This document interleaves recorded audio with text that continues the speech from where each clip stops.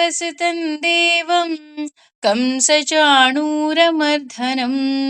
देवकी परमानन्दं कृष्णं वन्दे जगद्गुरुं ಶ್ರೀಕೃಷ್ಣಂ ವಂದೇ ಜಗದ್ಗುರುಂ. ಅವನು ಜಗದ್ಗುರು ಅನ್ನೋದಕ್ಕಿಂತ ನಮ್ಮ ತಂದೆ ಅಂತ ಹೇಳೋದ್ರಲ್ಲಿ ಏನು ಡೌಟೇ ಇಲ್ಲ. ಯಾಕೆ ಅಂತ ಅಂದ್ರೆ ಯಾವಾಗ ಮಕ್ಕಳಿಗೆ ಏನ್ ಕೊಡಬೇಕು, ಹೇಗ್ ಹೇಳ್ಕೊಡ್ಬೇಕು. ಯಾಕೆ ಅಂತ ಅಂದ್ರೆ ಕೆಲವು ಮಕ್ಕಳು ಒಳ್ಳೆ ಮಾತಿನಿಂದ ಪಾಠವನ್ನ ಕೇಳಿದ್ರೆ ಕೆಲವು ಬುದ್ಧಿ ಕಲ್ತ್ರೆ, ಕೆಲವು ಮಕ್ಕಳು ಒಳ್ಳೆ ಮಾತಿಂದ ಬುದ್ಧಿ ಕಲ್ತ್ಕೊಳಲ್ಲ. ಅವಾಗ ಏನ್ ಮಾಡ್ತಾರೆ ಅಪ್ಪ ಅಮ್ಮ ಆದವರು, ಒಂದು ಪುಟ್ಟ ಪೆಟ್ಟನ್ನ ಕೊಟ್ಟು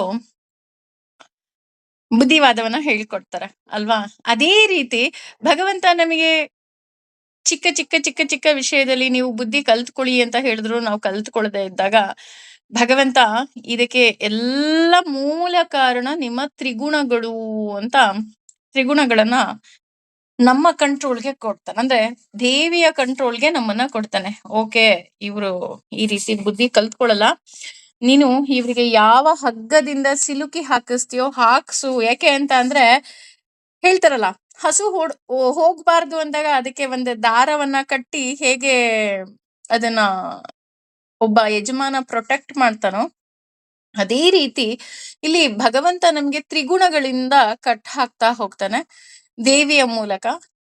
ಆದ್ರೆ ಈ ತ್ರಿಗುಣಗಳಿಂದ ಮೀರಿ ನಿಂತವ್ರು ಹೇಗಿರ್ತಾರೆ ಅಂತ ನಮಗೆ ಇನ್ನೂ ಡೌಟ್ ಇದೆ. ಯಾಕೆಂದ್ರೆ ಅವ್ರ ಲಕ್ಷಣ ಹೇಗೆ, ಅವ್ರ ನಡವಳಿಕೆ ಹೇಗಿರುತ್ತೆ, ಹಾಗೆ ಈ ಮೂರು ಗುಣಗಳಿಂದ ಮೀರಿ ನಿಲ್ಲೋದು ಹೇಗೆ?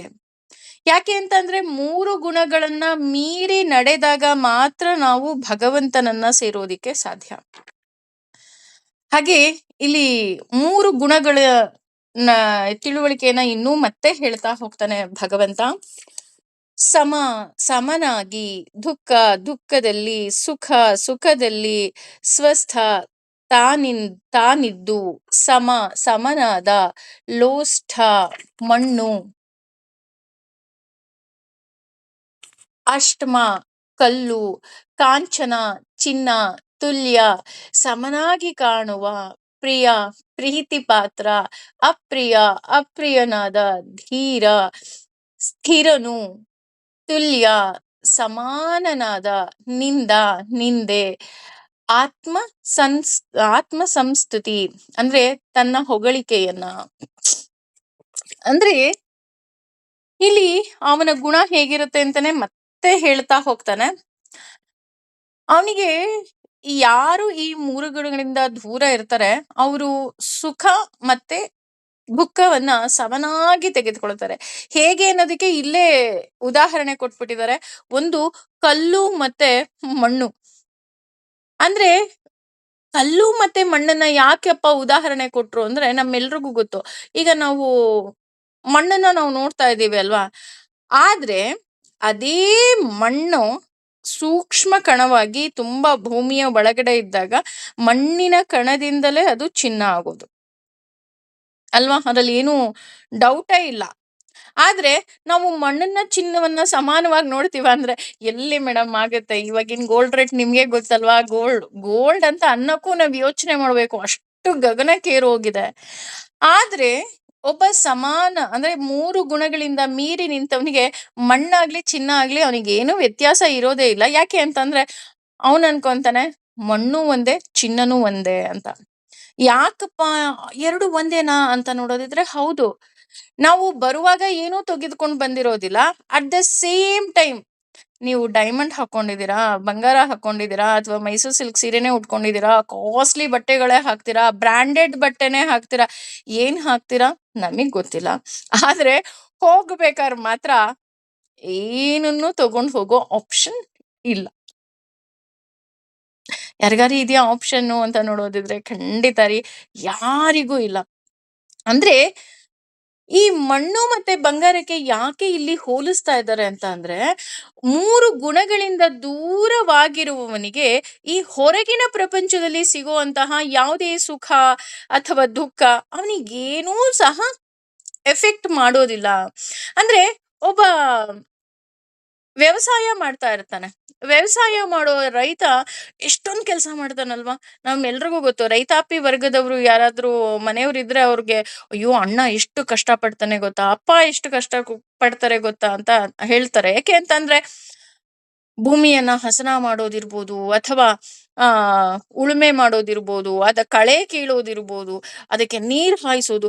ಎಷ್ಟೋ ಜನ ರಾತ್ರಿ ಎಲ್ಲ ಹೋಗಿ ನೀರ್ ಹಾಯಿಸಿ ಎಷ್ಟು ಕಷ್ಟ ಪಡ್ತಾರೆ. ಯಾಕೆ ಕಷ್ಟ ಪಡ್ತಾರೆ ಅಂತ ನೋಡಿದ್ರೆ, ನಮಗೆ ನೋಡೋರ್ಗೆ ಅದು ತುಂಬಾ ಕಷ್ಟ ಅಂತ ಅನ್ಸುತ್ತೆ. ಅಯ್ಯೋ! ಇಷ್ಟೊಂದ್ ಕಷ್ಟ ಪಡ್ಬೇಕಾ ಅಂತ ಅಂದ್ರೆ, ಇಲ್ಲ ಇಲ್ಲ, ಇದೇನ್ ಕಷ್ಟ ಏನಿಲ್ಲ. ಈ ಸಲ ಬೆಳೆ ಬರ್ಲಿ ಗೊತ್ತಾಗತ್ತೆ ಅಂತ ಹೇಳ್ತಾರೆ. ಈ ಧಾನ್ಯಗಳಾದ್ರೂ ಪರವಾಗಿಲ್ಲ, ಆಗ್ಲೇ ಫಲನೂ ಕೊಟ್ಬಿಡುತ್ತೆ. ಈ ತೋಟ ಮಾಡೋರನ್ನ ನೋಡ್ಬೇಕು. ಹೆಚ್ಚು ಕಮ್ಮಿ 5 ವರ್ಷದವರೆಗೂ ಅವ್ರು ಬರೀ ಕೆಲಸ ಮಾಡ್ತಿರ್ತಾರೆ. ಏನು ಫಲ ಇರೋದಿಲ್ಲ. ಅಯ್ಯೋ! ಏನು ಅದರಿಂದ ಆದಾಯನೇ ಇಲ್ವಲ್ಲ, ಆದಾಯನೇ ಇಲ್ವಲ್ಲ, ಆದಾಯನೇ. ಅವಾಗ ಅವ್ರು ಅಂತಾರೆ, "ಇಲ್ಲ, ಒಂದು ಸಲ ಕೈಗ್ ಬರ್ಲಿ ನೋಡ್ಲಿ, ಆಮೇಲೆ ನಿಮಗ್ ಗೊತ್ತಾಗತ್ತೆ." ಹೌದು, ತೆಂಗಿರ್ಬೋದು, ಅಡಿಕೆ ಇರ್ಬೋದು, ಇದೆಲ್ಲ ಒಂದು ಸಲ ಫಲ ಕೊಡೋದಿಕ್ಕೆ ಶುರು ಆದ್ರೆ ಅವ್ರಿಗೆ ಎಷ್ಟು ಲಾಭ ಇರುತ್ತೆ ಅಂತ ಅವ್ರಿಗೆ ಆಲ್ರೆಡಿ ಗೊತ್ತಿರುತ್ತೆ. ಹಾಗಾಗಿ ಅವ್ರು ಏನ್ ಮಾಡ್ತಾರೆ, ಅಷ್ಟು ಎಫರ್ಟ್ ಅನ್ನ ಹಾಕ್ತಾರೆ. ಇಲ್ಲ, ನಾನು ಇಷ್ಟು ಎಫರ್ಟ್ ಹಾಕಿದ್ರೇನೆ ಇದು ಬರೋದು. ನನ್ನ ಮಗು ಬೆಳೆಸಿದ ಹಾಗೆ ಎಸ್ಪೆಷಲಿ ಅಡಿಕೆ ಮತ್ತೆ ತೆಂಗನ್ನಂತೂ ಗಂಡು ಮಕ್ಕಳು ಅಂತಾನೆ ಹೇಳ್ತಾ ಹೋಗ್ತಾರೆ. ಯಾಕೆ ಅಂತಂದ್ರೆ ಗಂಡು ಮಗುವನ್ನ ಬೆಳೆಸಿದ ಹಾಗೆ ಅದನ್ನ ಇವತ್ತಲ್ಲ ನಾಳೆ ಬೆಳೆಸಿದ್ರೆ ಅದ್ ನಮ್ ಕೈ ಹಿಡಿಯುತ್ತೆ ಅಂತ. ಹಾಗಾಗಿ ಇಲ್ಲಿ ಯಾಕೆ ಅವ್ರು ಕಷ್ಟ ಪಡ್ತಿದಾರಪ್ಪ ಅಂತ ನೋಡೋದಾದ್ರೆ ಸುಖಕ್ಕೋಸ್ಕರ. ಹಾಗೇನೆ ಒಬ್ಬ ಸ್ಟೂಡೆಂಟ್ ಕೂಡ ಹಾಗೆ ಅಲ್ವಾ? ಕಷ್ಟಪಟ್ಟು ಓದ್ತಾನೆ. ಎಲ್ಲೂ ಒಂದ್ ಕಡೆ ಒಂದು ಫಂಕ್ಷನ್‌ಗೆ ಬರೋದಿಲ್ಲ, ಅಥವಾ ಏನೂ ಸೆಲೆಬ್ರೇಷನ್ ಮಾಡೋದಿಲ್ಲ. ಇಲ್ಲ, ನಾನು ಓದ್ಬೇಕು, ನಾನು ಓದ್ಬೇಕು, ನಾನು ಓದ್ಬೇಕು. ಅಷ್ಟು ನಮಿಗ್ ಕಷ್ಟ ಅನಿಸ್ತಿರುತ್ತೆ. ಯಾಕೆ ಹಿಂಗ್ ಓದ್ತಿದ್ದಾನಪ್ಪ? ಅಷ್ಟೊಂದ್ ಕಷ್ಟ ಪಡ್ತಾ ಇದ್ದಾನ? ಇಲ್ಲ, ಎಕ್ಸಾಮ್ ಬರ್ದ್ ರಿಸಲ್ಟ್ ಬಂದ ಮೇಲೆ ಗೊತ್ತಾಗುತ್ತೆ ಅವ್ನು ಎಷ್ಟು ಎಫರ್ಟ್ ಹಾಕಿದ್ದ ಅಲ್ವಾ? ಅಂದ್ರೆ ಇಲ್ಲಿ ಯಾಕೆ ಇದೆಲ್ಲ ಹೇಳ್ತಾ ಇದ್ದಾರೆ ಅಂತ ಅಂದ್ರೆ, ಈ ಹೊರಗಿನ ಸುಖಕ್ಕಿಂತ ಒಳಗಿನ ಸುಖವೇ ತುಂಬಾ ಇಂಪಾರ್ಟೆಂಟ್. ಅಂದ್ರೆ ಸುಖ ದುಃಖ ಎರಡನ್ನೂ ಸಹ ಒಂದೇ ರೀತಿ ನೋಡ್ತಾ ಹೋಗ್ತಾರೆ. ಹಾಗೆ ಒಬ್ಬರಿಗೆ ಸುಖ ಅಂತ ಅನಿಸೋದು ಇನ್ನೊಬ್ಬರಿಗೆ ಕಷ್ಟ ಅಂತ ಅನಿಸ್ಬೋದು. ಒಬ್ಬರಿಗೆ ಸುಖ ಕೊಡುವಂತಹ ವಿಷಯ, ಅದೇ ವಿಷಯ ಬೇರೆಯವರಿಗೆ ದುಃಖವನ್ನ ಕೊಡಬಹುದು. ಈಗ ಉದಾಹರಣೆ ಇದಕ್ಕೆ ಹೇಳ್ಬೇಕು ಅಂದ್ರೆ ಕೊರೋನಾನೇ ತಗೋಬೇಕು. ಯಾಕೆ ಅಂತ ಅಂದ್ರೆ ಕೊರೋನಾ ಬಂದ ತಕ್ಷಣ ದುಡ್ಡು ಇದ್ದವ್ರಿಗೆ, ತುಂಬಾ ಹಣ ಎಲ್ಲ ಬ್ಯಾಂಕ್ ಬ್ಯಾಲೆನ್ಸ್ ಎಲ್ಲ ತುಂಬಾ ಚೆನ್ನಾಗಿತ್ತಪ್ಪ ಅಂತ ಅಂದವ್ರಿಗೆ, ಅಯ್ಯೋ ಇಲ್ಲಪ್ಪ, ನಮಗೆ ಒಟ್ಟಿಗೆ ಇರೋದಿಕ್ಕೇನೆ ಅವಕಾಶ ಸಿಗ್ತಿರ್ಲಿಲ್ಲ. ಈ ನೆಪದಲ್ಲಾದ್ರೂ ನಾನು ಆರಾಮಾಗಿ ಮನೇಲಿದ್ದೀನಿ. ಗಂಡ, ಹೆಂಡತಿ, ಮಕ್ಳು, ಅಯ್ಯೋ ಬಿಸಿ ಬಿಸಿಗೆ ಮಾಡ್ಕೋ, ತಿನ್ನು, ಎಂಜಾಯ್ ಮಾಡು, ನಮ್ದು ಇದೇ ಜೀವನ ಆಗೋಯ್ತು ಅಂತ how much they enjoyed their life. ಆದ್ರೆ ಪ್ರತಿನಿತ್ಯ ಕೂಲಿ ಮಾಡಿ ಕೆಲಸ ಮಾಡೋರು ಒಂದೊಂದು ದಿನನೂ ತುಂಬಾ ಕಷ್ಟಪಟ್ರು. ಅಯ್ಯೋ ದೇವ, ಇದೆಂತ ಕಾಯಿಲೆ ಬಂತಪ್ಪ, ಹೆಂಗೋ ನಮ್ ಪಾಡಿಗೆ ನಾವು, ಹೇಳ್ತಾರೆ, ಆಯ್ಕೊಂಡ್ ತಿನ್ನೋ ಕೋಳಿಗೆ ಕಾಲ್ ಮುರ್ದಂಗ್ ಆಗೋಗ್ಬಿಡ್ತು. ಯಾಕೆ ಅಂದ್ರೆ ಈ ಕಾಯಿಲೆ ಬಂದಿದ್ರಿಂದ ನನಗೆ ಹೊರಗಡೆ ಹೋಗಕ್ ಆಗ್ತಿಲ್ಲ, ದುಡಿಯಕ್ ಆಗ್ತಿಲ್ಲ, ಮಕ್ಳಿಗ್ ಒಂದ್ ಹೊತ್ತು ಊಟಕ್ಕೆ ಎಷ್ಟೋ ಜನಕ್ಕೆ ಕಷ್ಟ ಆಗಿದೆ. ಸರ್ಕಾರದವರು ಸಹಾಯ ಮಾಡಿರ್ಬೋದು, ಅಥವಾ ಬೇರೆಯವ್ರು ಸಹಾಯ ಮಾಡಿರ್ಬೋದು, ಸಂಘ ಸಂಸ್ಥೆಯವರು. ಆದ್ರೆ ಎಷ್ಟೋ ಜನ ಹಣ ಇದ್ದವರು ಆರಾಮಾಗಿ ಜೀವನವನ್ನ ಸಾಗಿಸಿದ್ರೆ, ಅದೇ ಹಣ ಇಲ್ಲದೆ ಇದ್ದವರು ಕೂಲಿ ಕಾರ್ಮಿಕರೆಲ್ಲ ತುಂಬಾ ಕಷ್ಟಪಟ್ರು. ಅಂದ್ರೆ ಅದಕ್ಕೆ ಹೇಳಿದ್ದು, ಒಬ್ರಿಗೆ ಸುಖ ಅನ್ಸೋದು ಇನ್ನೊಬ್ರಿಗೆ ಅದೇ ವಿಷಯ ದುಃಖ ಆಗಬಹುದು. ಅದೇ ರೀತಿ ಇಲ್ಲಿ ರಜೋಗುಣದಲ್ಲಿ ಇರುವವರು ಹೇಗಿರ್ತಾರೆ ಅಂತ ಅಂದ್ರೆ ಬರೀ ನಾನು ನನ್ನದು ಅಂತ ಇದ್ರೆ, ಆ ತಮೋ ಗುಣದಲ್ಲಿ ಇರುವವರು ಬರೀ ಚಾಡಿ ಹೇಳೋದು, ತರ್ಲೆ, ಅಂದ್ರೆ ಅವರಿಗೆ ದೇವ್ರ ವಿಷಯ ಕಂಡ್ರೆ ಆಗೋದೇ ಇಲ್ಲ. ಅವರಿಗೆ ಅದರಲ್ಲಿ ಸುಖ ಸಿಕ್ಕೋದಿಲ್ಲ. ಆದ್ರೆ ಸಾತ್ವಿಕ ಗುಣದವರಿಗೆ ಅದೇ ಸುಖ. ಸ ಸುಖ ಮತ್ತೆ ದುಃಖವನ್ನ ಸಮ ದುಃಖ ಸಮ ದುಃಖ ಸಮಹ ಅಂತ ಹೇಳ್ತಾರೆ. ಅಂದ್ರೆ ದೇವರ ಆರಾಧನೆ ಅವರು ಎಂದೂ ಸಹ ಬಿಡೋದಿಲ್ಲ. ಅಂದ್ರೆ ಈಗ ನನಗೆ ಏನೇ ಒಂದು ವಿಷಯ ಆಗ್ಲಿ, ಈಗ ಉದಾಹರಣೆ, ನಾವೇನ್ ಮಾಡ್ತೀವಿ, ಪ್ರತಿನಿತ್ಯ ದೇವರ ಆರಾಧನೆಯನ್ನ ಮಾಡ್ತಾ ಇರ್ತೀವಿ. ಯಾರೋ ಗೆಸ್ಟ್ ಬಂದ್ರು, ನಮಗೆ ತುಂಬಾ ಪ್ರೀತಿ ಪಾತ್ರರು ಬಂದ್ರು ಅಂದ ತಕ್ಷಣ, ಅಯ್ಯೋ ಆಮೇಲೆ ಪೂಜೆ ಮಾಡಿದ್ರಾಯ್ತು, ಅಥವಾ ಆಮೇಲೆ ಆರಾಧನೆ ಮಾಡಿದ್ರಾಯ್ತು, ಅಯ್ಯೋ ಆಮೇಲೆ ಪಾರಾಯಣ ಮಾಡಿದ್ರೆ ಆಯ್ತು. ನಾವ್ ಅದನ್ನ ಬಿಟ್ಬಿಟ್ಟು ಅವ್ರ ಕಡೆ ಅಟೆನ್ಷನ್ ಕೊಡ್ತೀವಿ. ಆದ್ರೆ ಈ 3 ಗುಣಗಳನ್ನ ಮೀರಿ ನಿಂತವರು, ಅವ್ರಿಗೆ ಖುಷಿ ಸಿಗೋದು ಕೇವಲ ಕೇವಲ ಕೇವಲ ದೇವರ ಆರಾಧನೆಯಿಂದ. ಆದ್ರೆ ನಾವು ಖುಷಿಗಾಗಿ ದೇವರ ಆರಾಧನೆಯನ್ನ ಮಾಡ್ತೀವಿ. ನೋಡಿ ಎಷ್ಟು ವ್ಯತ್ಯಾಸ ಇದೆ. ಖುಷಿಯಿಂದ ದೇವರ ಆರಾಧನೆ ಮಾಡೋದು 3 ಗುಣಗಳನ್ನ ಮೀರಿ ನಿಂತವರು. ಆದ್ರೆ ನಾವು ಆರಾಧನೆ ಮಾಡೋದು ಖುಷಿಗೋಸ್ಕರ. ಎಸ್, ಇವತ್ತು ಈ ಪೂಜೆ ಮಾಡಿದ್ರೆ ತುಂಬಾ ಒಳ್ಳೇದಾಗತ್ತಂತೆ. ನನಗೆ 24 ಏಕಾದಶಿಯನ್ನ ಮಾಡೋದಿಕ್ಕಾಗೋದಿಲ್ಲಪ್ಪ. ಇವತ್ತು ವೈಕುಂಠ ಏಕಾದಶಿ. ಇವತ್ತೊಂದಿನ ಹೆಂಗೋ ಕಷ್ಟಪಟ್ಟು ಉಪವಾಸ ಮಾಡ್ಬಿಡ್ತೀನಿ. 24 ಏಕಾದಶಿದು ಪುಣ್ಯ ಬಂದ್ಬಿಡತ್ತೆ. ಪುಣ್ಯ ಬಂದ್ಬಿಟ್ರೆ ನಾನು ಡೈರೆಕ್ಟ್ ವೈಕುಂಠಕ್ಕೆ ಹೋಗ್ಬಿಡ್ತೀನಿ. ಇನ್ನೆಲ್ಲೋ ಆ ಕಡೆ ಈ ಕಡೆ ಹೋಗೋದೇ ಇಲ್ಲ. ಇಲ್ಲ, ಆ ತರ ಅಲ್ಲ. ಅಂದ್ರೆ ಅದನ್ನೇ ಹೇಳಿದ್ದು, ನಾವು ಖುಷಿಗೋಸ್ಕರ ದೇವರ ಆರಾಧನೆ ಮಾಡಿದ್ರೆ ಅವರು ಖುಷಿಯಿಂದ ದೇವರ ಆರಾಧನೆ ಮಾಡ್ತಾರೆ. ಸೊ ನಾವು ಯೋಚನೆ ಮಾಡ್ಬೇಕು, ನಾವು ಖುಷಿಯಿಂದನ ಖುಷಿಗಾಗ ಅಂತ. ಅಂದ್ರೆ 3 ಗುಣಗಳನ್ನ ಮೀರಿ ನಿಂತಾಗ ಮಾತ್ರ ಭಗವಂತನನ್ನ ಸೇರೋದಿಕ್ಕೆ ಸಾಧ್ಯ. ಹಾಗೆ ಇಲ್ಲಿ ಸ್ವಸ್ಥ ಅಂತ ಬರುತ್ತೆ. ಅಂದ್ರೆ ಅವನು ಮನಸ್ಸಿನಲ್ಲಿ ನಿರ್ವಿಕಾರನಾಗಿರ್ತಾನೆ. ಅಂದ್ರೆ ನಿರ್ವಿಕಾರ ಅಂತ ಅಂದ್ರೆ ನಮ್ಮ ಮನಸ್ಸು ನಿರ್ವಿಕಾರ ಅಲ್ವಾ ಅಂತ ಅನ್ಬೋದು. ಅಲ್ಲ, ಅಂದ್ರೆ ಅವನ ಮನಸ್ಸು ಯಾವಾಗ್ಲೂ ಒಂದೇ ರೀತಿ ಇರುತ್ತೆ. ಅದೇ ರೀತಿ ಅವನಿಗೆ ಈ ಲೋಕದಲ್ಲಿ ಯಾವುದೆಲ್ಲ ಒಂದೇ, ಎಲ್ಲವೂ ಸಹ ಒಂದೇ ಆಗಿರುತ್ತೆ. ಉದಾಹರಣೆ, ನಾನು ಆಗ್ಲೇ ಹೇಳದ್ನಲ್ಲ, ಇಲ್ಲಿ ಮಣ್ಣು ಮತ್ತೆ ಚಿನ್ನದ ಉದಾಹರಣೆ ಕೊಡ್ತಾ ಹೋದ್ರೆ, ಇಲ್ಲಿ ಕಲ್ಲು ಮತ್ತೆ ವಜ್ರವನ್ನ ಉದಾಹರಣೆಯಾಗಿ ಕೊಡ್ತಾರೆ. ಅಂದ್ರೆ ಅವನಿಗೆ ಕಲ್ಲಿಗೂ ವಜ್ರಕ್ಕೂ ಏನೂ ವ್ಯತ್ಯಾಸ ಇಲ್ಲ. ಇದಕ್ಕೆ ಹೇಳ್ಬೇಕಂದ್ರೆ, ನೀವು ಮಕ್ಳ ಕೈಲಿ ಕಲ್ಲು ಕೊಡಿ, ಅವ್ರಿಗೆ ಕಲ್ಲಲ್ಲೂ ಆಟ ಆಡ್ತಾರೆ. ನೀವು ಡೈಮಂಡ್ಸ್ ಕೊಡಿ, ಡೈಮಂಡ್ಸ್ ಅಲ್ಲೂ ಆಟ ಆಡ್ತಾರೆ. ಅವ್ರಿಗೇನ್ ಅದ್ರ ವ್ಯಾಲ್ಯೂ ಗೊತ್ತಿರುತ್ತಾ? ವ್ಯಾಲ್ಯೂ ಗೊತ್ತಿರಲ್ಲ. ಆದ್ರೆ ಇಲ್ಲಿ ಅವನಿಗೆ ವ್ಯಾಲ್ಯೂ ಗೊತ್ತಿಲ್ಲ ಅಂತ ಅವನು ಆಟ ಆಡೋದಿಲ್ಲ, ಅಥವಾ ಬೇಡ ಅಂತ ಅನ್ನೋದಿಲ್ಲ. ಅವನಿಗೆ ಗೊತ್ತು, ನನಗೆ ಈ ಹೊರಗಿನ ಪ್ರಪಂಚದಿಂದ ಸಿಗುವಂತಹ ಯಾವ ಖುಷಿಯೂ ಸಹ ನನಗೆ ಬೇಡ ಅಂತ. ಇದಕ್ಕೆ ಒಂದು ಕತೆ ಬರ್ತಾ ಹೋಗುತ್ತೆ. ಒಬ್ರು ಮಹರ್ಷಿಗಳಿರ್ತಾರೆ. ಅವರು ಮಹರ್ಷಿಗಳು ಪ್ರತಿನಿತ್ಯ ಹೊಳೆಯಿಂದ ಅವರ ಆಶ್ರಮಕ್ಕೆ ಹೋಗೋ ದಾರಿಯಲ್ಲಿ ವಜ್ರದ ಹಾದಿಯಾಗಿರುತ್ತಂಥದ್ದು. ಹೀಗೆ ಹೋಗ್ಬೇಕಾದ್ರೆ ಅವ್ರಿಗೆ ಭಯ ಆಗತ್ತಂತೆ. ಅಯ್ಯೋ, ಇದನ್ನ ನೋಡಿ ನೋಡಿ ನನಗೂ ಸಹ ಇದ್ರ ಮೇಲೆ ವ್ಯಾಮೋಹ ಬರುತ್ತೇನೋ ಅಂತ ಅವ್ರ ಅದ್ರ ಮೇಲೆ ಕಲ್ಲು ಹಾಕೊಂಡು ಹೋಗ್ತಾರಂತೆ. ಯಾಕೆಂದ್ರೆ ಅದ್ ನನ್ನ ಕಣ್ಣಿಗೂ ಬೀಳ್ಬಾರ್ದು ಅಂತ. ಆದ್ರೆ ಅವರ ಪತ್ನಿ ಇನ್ನೂ ಅದಕ್ಕೂ ಒಂದು ಕೈ ಮೀರಿದವಳು ಅಂತಾನೆ ಹೇಳ್ಬೋದು. ಯಾಕೆಂದ್ರೆ ಅದನ್ನ ನೋಡಿ, ಏನ್ರಿ ಕಲ್ಲನ್ನ ಕಲ್ಲಿಂದ ಮುಚ್ತಾ ಇದ್ದೀರಾ ಅಂತ ಕೇಳ್ತಾಳಂತೆ. ಅಂದ್ರೆ ಅವರಿಗೆ ಬೇಕಾಗಿರೋದೇನು? ಭಗವಂತ. ಭಗವಂತ ಇದ್ರೆ ಸಾಕು. ಈ ವಜ್ರ ವೈಡೂರ್ಯ ಇದೆಲ್ಲ ಯಾವುದು ಬೇಡ ಅಂತ ಹೇಳ್ತಾ ಹೋಗ್ತಾರೆ. ನಾವು ಎಷ್ಟೋ ಯತಿಗಳನ್ನ ನೋಡಿದೀವಿ. ಅವರಿಗೆ ಮಹಾರಾಜರುಗಳು ವಜ್ರ ವೈಡೂರ್ಯವನ್ನ ಕೊಟ್ಟಾಗ ಅವರು ಹೋಮಕ್ಕೆ ಹಾಕಿದಂತಹ ಆಹುತಿಯನ್ನ ನಾವು ಸಾಕಷ್ಟು ಕಥೆಗಳಲ್ಲಿ ನಾವು ಕೇಳ್ತಾ ಹೋಗ್ತೀವಿ. ಮಧ್ವಾಚಾರ್ಯರಿರ್ಬೋದು ಅಥವಾ ರಾಘೇಂದ್ರ ಸ್ವಾಮಿಗಳಿರ್ಬೋದು, ಅವರಿಗೆ ಅದೆಲ್ಲ ಏನು ಬೆಲೆ ಇರ್ಲಿಲ್ಲ. ಯಾಕೆ ಅಂದ್ರೆ ಅವ್ರಿಗೆ ಗೊತ್ತಿತ್ತು, ಇದೆಲ್ಲವುದು ಸಹ ಶಾಶ್ವತ ಅಲ್ಲ. ನನಗ್ ಬೇಕಾಗಿರೋದು ಶಾಶ್ವತವಾದಂತಹ ವಜ್ರವಾಗಿರುವಂತಹ ಭಗವಂತ ಮಾತ್ರ ಅಂತ. ಹಾಗಾಗಿ ಅವರು ಆ ರೀತಿ ಇರ್ತಾರೆ. ಅಂದ್ರೆ ಅವರಿಗೆ ಬಂಗಾರ ಇರಬಹುದು ಅಥವಾ ವಜ್ರ ಇರಬಹುದು, ಅವರಿಗೆ ಯಾವುದು ಸಹ ಪ್ರೀತಿ ಪಾತ್ರರಾಗೋದಿಕ್ಕೆ ಸಾಧ್ಯವೇ ಇಲ್ಲ.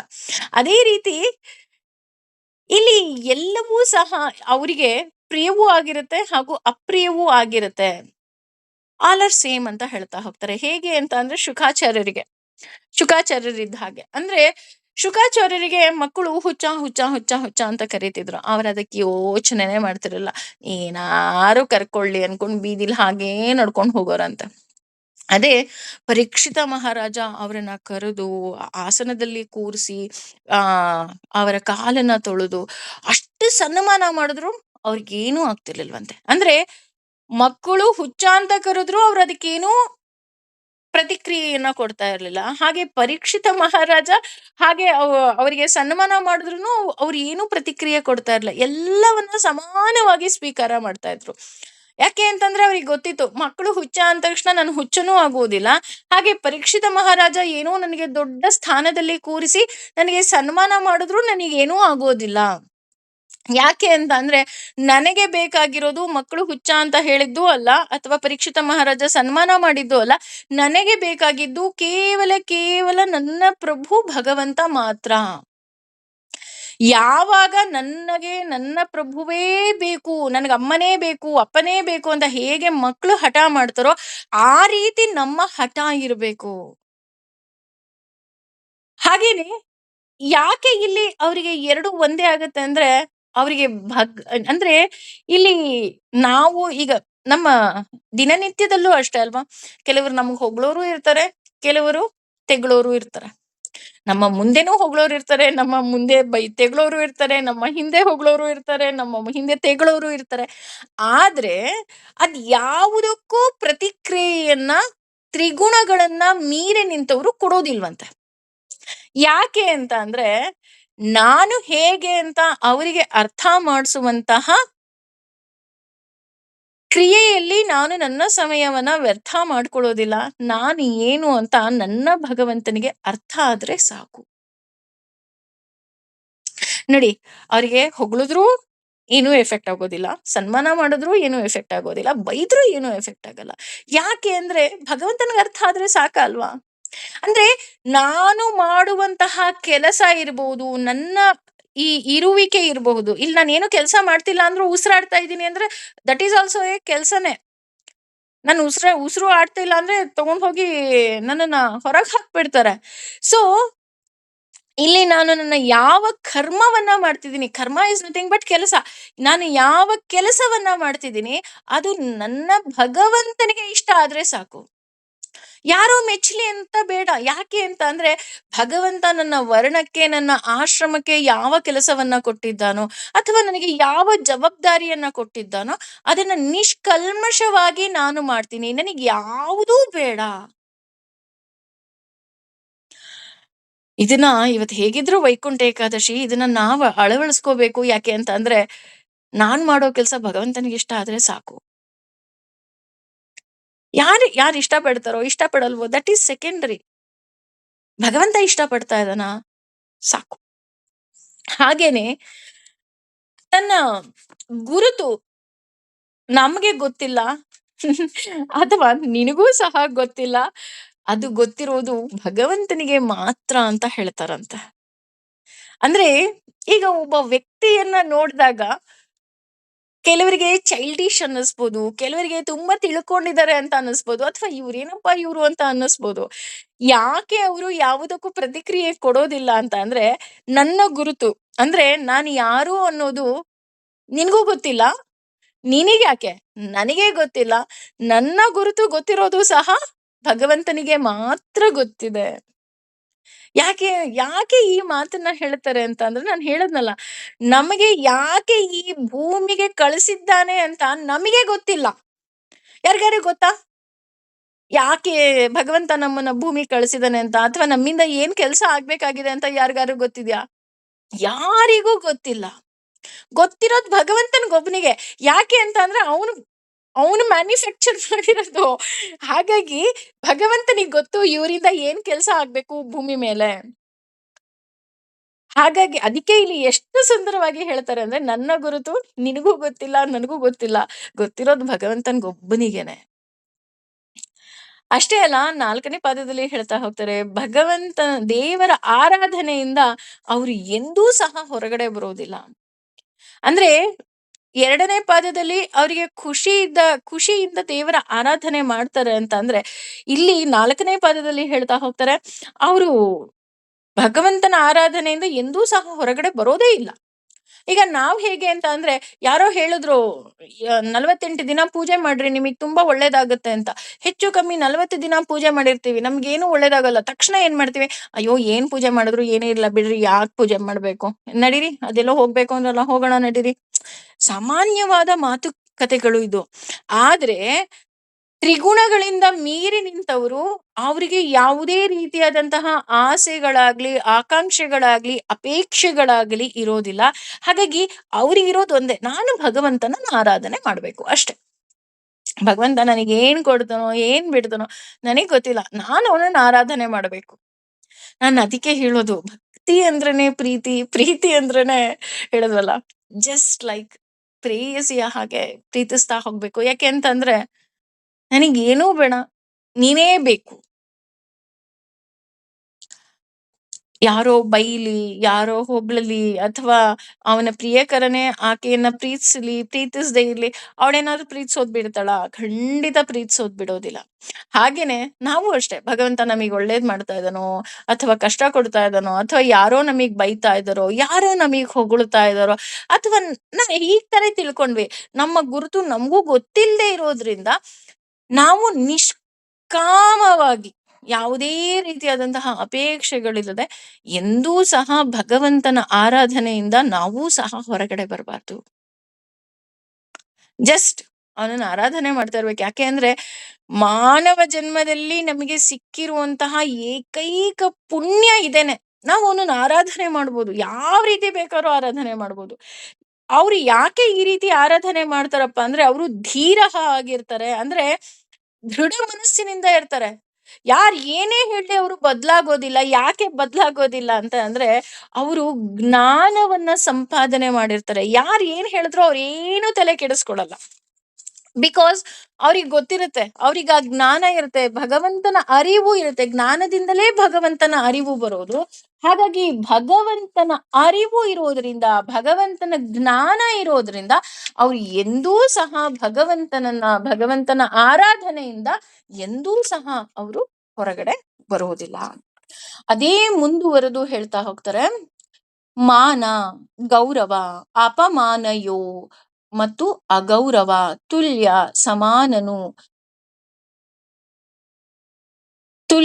ಸಮಾನನು ಮಿತ್ರ ಸ್ನೇಹಿತರ ಅರಿ ಶತ್ರುಗಳ